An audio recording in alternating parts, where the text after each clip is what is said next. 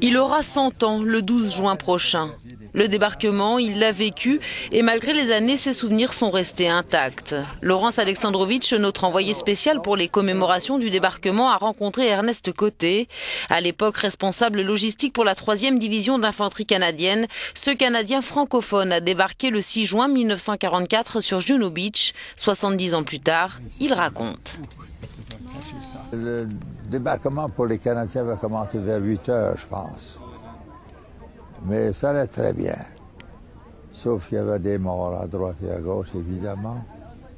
Ernest Côté garde aussi un souvenir parfait du flegme britannique, inébranlable, même en temps de guerre. Ils étaient contre la rampe, un groupe d'entre eux, en train de boire une tasse de café et de thé. Alors j'ai dû aviser un capitaine pour lui dire, écoutez, quand vous aurez fini le thé, ôtez-nous les morts le plus vite possible, parce que c'est pas bon pour le moral de la troupe qui rentre. Ernest Côté avait 31 ans quand il a débarqué pour la première fois en France. Il est l'un de ceux qui ont planifié les détails de l'opération Overlord. Dans la planification, on devait nous autres atteindre un objectif qui se trouvait à 8 km. Mais les fantassins, c'est beau. Comme on dirait en latin, pedibus jambisque, ils vont pas loin. Alors, la 4e vague, probablement, on leur avait fourni au moins une centaine de bicyclettes pliantes pour atteindre leur objectif. L'ex-lieutenant-colonel se souvient aussi avec humour et tendresse de l'accueil extraordinaire des Normands. Ce sont eux, les premiers, cette troupe, qui avaient des prisonniers allemands, choyés par les Normands, avec un peu de calfat et tout le reste. Ils étaient heureux comme des princes, malgré le fait qu'ils avaient perdu femmes et enfants et maisons. Hein. Ils ont beaucoup souffert, les Normands.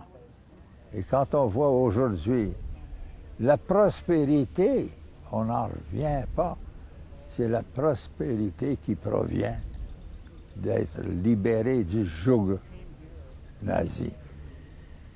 Dans le cimetière canadien de Bény-Revier, près des stèles à la mémoire des vétérans et des soldats canadiens morts pendant la Seconde Guerre mondiale, Ernest Côté se rappelle le prix de la liberté. Pour moi, c'est un souvenir de ceux qui, malheureusement, ont dû perdre leur vie ici. Mais que voulez-vous, la liberté a un prix. Et de venir voir ces stèles toutes rangées, c'est le sacrifice que ces individus ont fait pour la liberté.